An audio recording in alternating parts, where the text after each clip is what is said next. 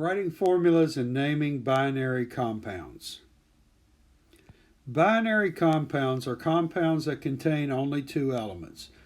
There are several methods that we have to use to determine how to write the name, and all of the methods that we're going to use will depend upon the first element or the cation. We always list the elements in order of electronegativity, so the most electronegative is the last element that we write. So the first step in determining how to name something is to figure out what group, so we know what set of rules to use. So our groups, and I've broken them down into four groups. Group A is everything that's not in another group. Group B are metals that have multiple charges. They're at the bottom of your ion chart that you're supposed to be remembering. And they are copper, cobalt, chromium, iron, mercury, manganese, lead, and tin. Group C are binary nonmetallic compounds, so they're not metals, they're nonmetals, and they're going to share electrons, so they're going to make covalent bonds. And when they do that, we can't really name it as if it was a cation and an anion. So we're going to look at carbon, nitrogen, phosphorus, sulfur, chlorine, iodine, bromine, and that's all we're going to name this way. Acids all begin with hydrogen, so if it has an H, it's the first letter, then it's an acid, and we'll name it accordingly when we get to those rules. The steps for naming Group A. So these are your rules to name something that's in Group A. Once you determine that it's in Group A, so it's not in any other group, name the first element just like it is on the periodic table. You're going to name the second element and change the ending to IDE, because this IDE ending that we have here, so our IDE, that is the ending for ionic compounds or binary compounds in our case. And so it's like other languages or foreign languages where they have endings of words mean something. Well, in chemistry, endings mean something. And in this case, the IDE ending means what the type of compound it is. And so if we look at our example here, we have Na. Na is sodium. And then we have Cl, and Cl is chlorine. And we're going to change that ending to IDE. And so it becomes sodium chloride. MgBr2, Mg is magnesium, Br is bromine. We change the ending to IDE, and we end up with magnesium bromide. Don't worry about that there's a subscript there. We don't need to indicate that there's two of them, because there's only one charge for magnesium. So there's only one way to write magnesium bromide. So we don't have to indicate what the subscript is in the name. Group B is probably the most difficult to look at and to understand what's going on with it. So in Group B, we are going to look at the first element. It's in Group B. So now we have to determine which one it is. And in this example, we have Fe. So Fe can either be iron 2, or it can be iron 3. So we just have to figure out which iron that we have. So we're going to use this formula that I wrote in over here. And so I'll put it, we'll just write it down here. So this is for Fe, and this part of it is for oxygen, and overall we have to equal 0. So I've got the subscript for oxygen times its charge.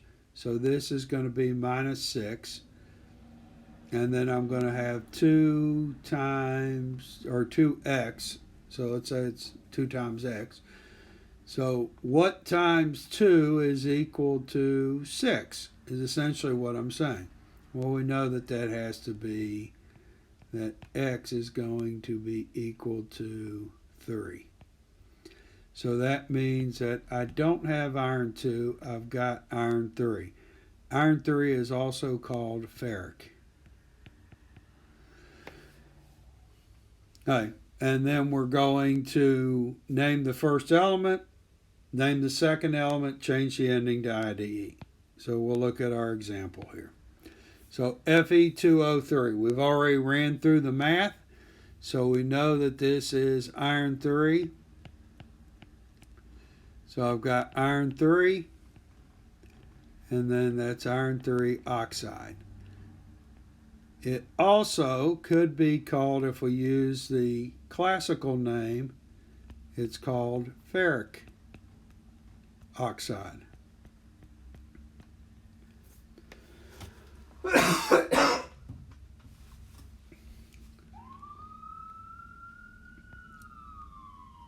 So I have my two names here. All right, so we have our two names here, and this is the stock name, and this one is the classical name. And yes, I want you to be able to name them both ways. All right, let's look at another example. So we have CuS.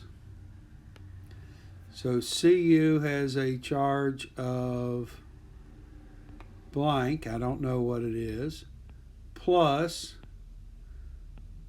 sulfur is a -2, and this has to be equal to 0.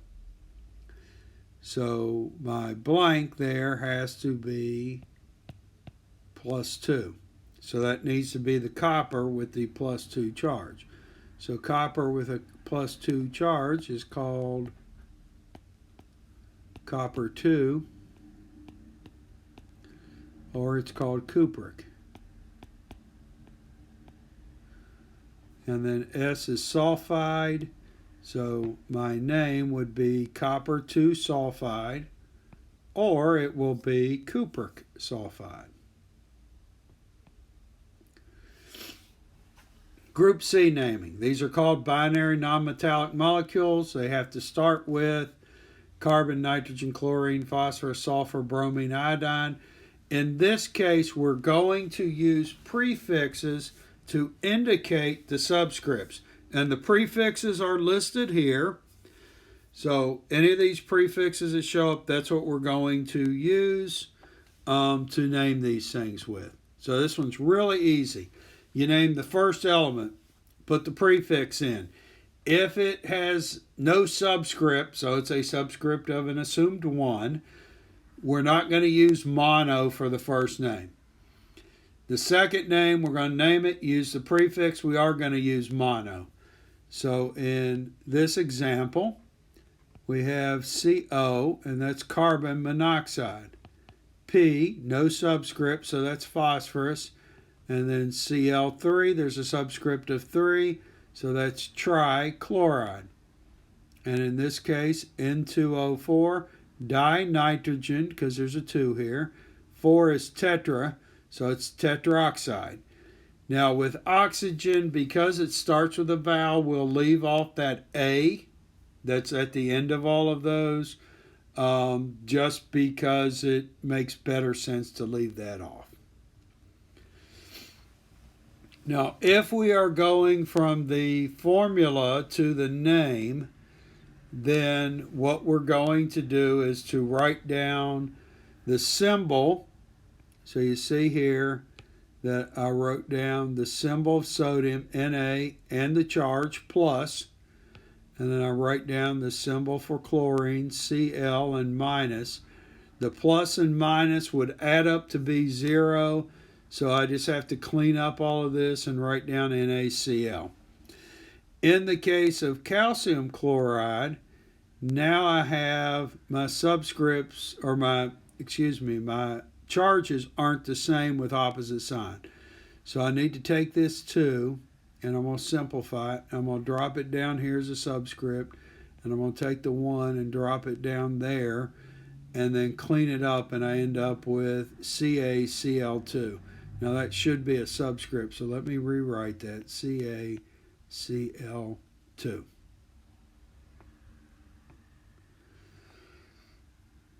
If we have group C elements, it's really straightforward. The prefix is a subscript, so write down the first name, make the prefix a subscript. Write down the second name, make the prefix a subscript, and you're done. Don't do anything else to it. So if we look over here at our examples, iron 2 sulfide. So that's going to be Fe 2 plus and S 2 minus. Those are the same. So I'm just going to rewrite this as FeS. Sodium oxide, Na is a plus, that's O. O is a 2 minus. So I need to take this 2 and put it down here, and take the 1 that's assumed and put it there. So when I rewrite that, that would be Na2S.